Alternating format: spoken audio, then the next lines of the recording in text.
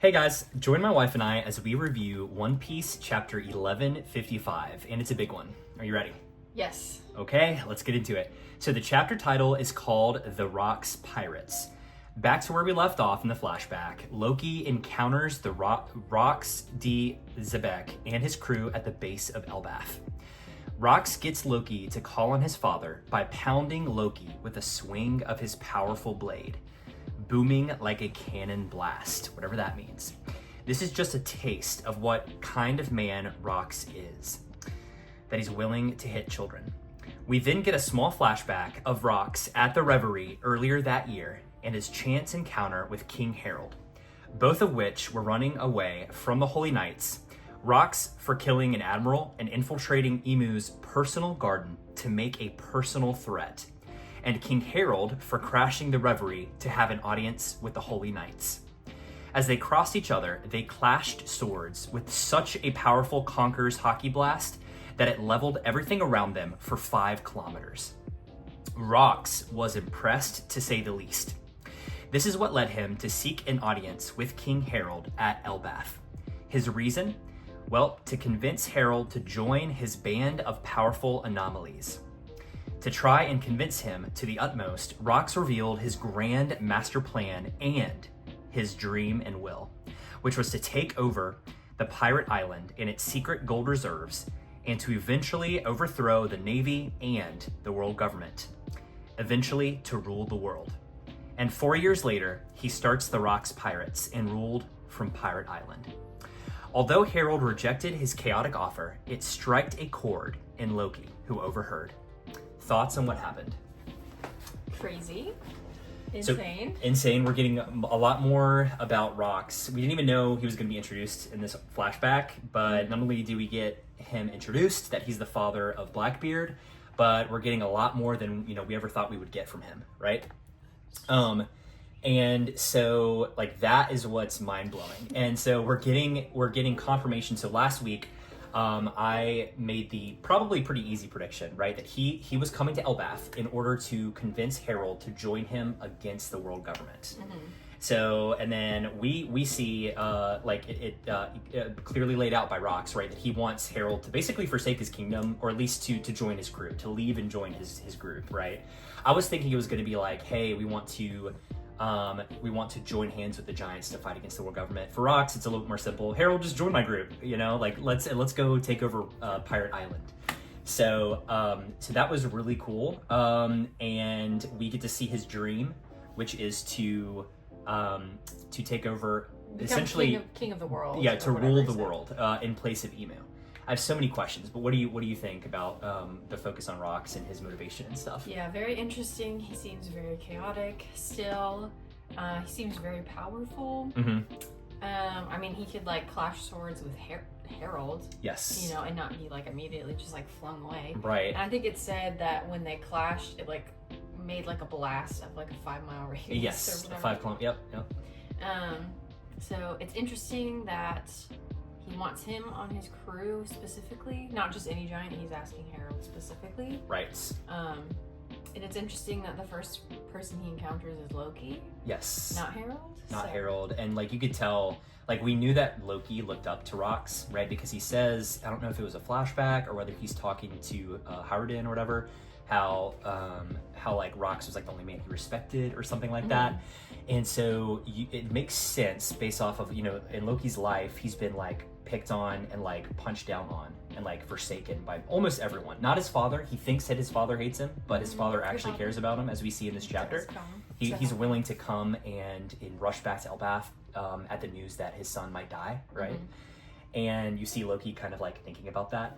But apart from that, right, he seems forsaken by the giants. And he's heard nothing but bad things about humankind from his mom. And so with Rox saying, hey, let's take over the world, Loki's this might be a chance at a new life for me, kind of a thing. So he looks up to Rox, perhaps in the same way that Luffy kind of looks up to Shanks. Yeah. I think we may have mentioned that last week in our chapter review. There's a parallel there. Right. So pretty crazy. There's a lot of stuff that happened. So in that other mini flashback where it goes to Rox in the Holy Land, we see an image of him with the pistol casually lounging in that garden that Emu likes to frolic in, basically. Right. And based off the panel, I know you don't want to draw too much from how a character is portrayed, but it seemed like Emu was surprised that he was there. She, which we think it's a girl. I think it's, prediction. We think it's a woman. Say she, because that's what I think. Yeah. She just kind of looks at him and obviously lets him live. She probably could have ended him, or could have at least attacked. Well, here's the thing. Or something. Here's the thing. Emu probably did try to attack him or something, right? Maybe. But like, here's the thing. Rox, we know that he was one of the, if not the most powerful pirate during that time, because Garp was young. Right, Garp was younger, and we know it took wasn't Garp really in his prime yet. So. Right, it took Garp, Sengoku, but mainly Garp and Roger to team up to fight against Rox and his pirate crew to stop him. So, and we know how powerful Rox is just by that clash with Harridan. So, or not with Harridan, excuse me, with Harold. So, he already has some feats to his name, right? Defeats. Defeat. Well, feats. But so the question is like, how did he get there? How does he know about Emu? Because the reason he was there is because he recognized that Emu is the leader over all the world. So somehow the supreme leader knows somehow about number Emu. One, he knows about Emu. Being number the secret two, leader. He figured out where to infiltrate and where Emu was. Right. Number three, he figured out how to get out of there alive, obviously. Right. Harold kind of helps him with that, but right. So he makes this chilling prediction. He says, "I will come back here again." Essentially, and you can take it to mean that hey, he's gonna come back to destroy and kill Emu and to take his place, essentially. Yeah. And it's to that where we get Emu's face, or maybe it's right before we get Emu's kind of what looks like to me is maybe projecting a surprised face, so almost maybe a little bit of fear. And so that's what's interesting to me. And this is another thing that's interesting is it's before he actually forms the pirate party. Yeah, the crew. They're not flying under a flag, under a pirate flag. So it kind of goes through this little monologue or this little narration about how Rox, he was already someone. He was a mysterious figure, but he was still someone before he became a pirate. So he got his strength, at least starting off, outside of the pirate world, right? It said that he didn't join being at least. Well, he did, because it says that he didn't get into the pirate business until after what happened with Emu, right? And so that means that he has extremely strong conqueror's hockey. He has he has depths of forbidden history and knowledge that he shouldn't know. Yeah. So I want to know. He knows about Emu. I want to know about his backstory. Yeah. I'll right off the bat, I want to know about his backstory. Why does he know about? Who are his sources? Who are his sources? Yeah. Who trained him? Why is he so powerful? He hasn't even gone it's seeming he hasn't been a pirate yet. Why is he so powerful? So that's what I want to know about him. And then of course it brings up questions about Blackbeard. Did he train his son up? Did he just birth his son and leave? Yeah. Why does his son have the same exact motivation and will that his father had? And it makes me think that he had to have been influenced by him. But it also seems like Blackbeard himself is also knowledgeable and secrets about the world. So I wonder if it's the same, they're getting the information from the same source, whether he grew up in the same place as Rox, some sort of access that we don't know about. But regardless, we see he is extremely powerful. So he comes and he basically asks Harold to join his crew. Harold rejects him, and so he tries to convince him. I'm not going to be a pirate. Yeah, I'm not going to be a pirate. My place is here. They have a clash of philosophies, right? Zebek wants to rule. He thinks that it's stupid to say everyone's worthwhile, or that everyone is the same. He says, no, people aren't the same, but I want to be the ruler, not Emu, not the world government. Whereas Harold's no, the world government's wrong, but they're wrong in that we want to make everyone on equal playing field. Giants and humans, all humans alike. So Zebek basically tries to convince him one last time and is hey, here's our plan. I'm surprised he told them everything, because Harold could have easily told the world government on him to the Giants are not affiliated with the world government. That's a good point. Officially. But if I was Rox, I would not have told him my grand plan, because then Harold could have used that to be hey, I know something, let me join, the reverie officially instead of being chased out like I did last time. Also, he is confirmed Zebek did kill the admiral on his way out. So he and that admiral later died of his wound. So like he is extremely powerful if he killed an admiral. But no mention of his devil fruit. So I'm curious if he had a devil fruit at the time. At the time, or he. I am convinced he has one though. Maybe not at this moment, but But he will. Obviously, yes. before God Valley, he gets one. Right. In some way. Before God Valley, yeah, for sure. So his plan is to take over Pirate Island, which his son also does currently in real life, not real life, but current timeline. Because there is a secret that he knows. Of course, he knows all these secrets somehow. They have the gold. They have the gold underneath, and so he tells the world government, "Hey, let me take it over for you, and I'll give you the gold. You just give me a percentage." But his real idea, and then he doesn't give it back, and then he rolls over it. Yes. So the other person's free. Yes, and he wants to do that. In order to set him up to be able to then take over the world. He needs funds, right. And so. And it's so he does that. It says in the narration, after 4 years, he finally takes over Pirate Island, and he creates his flag, the Rocks Pirates, right?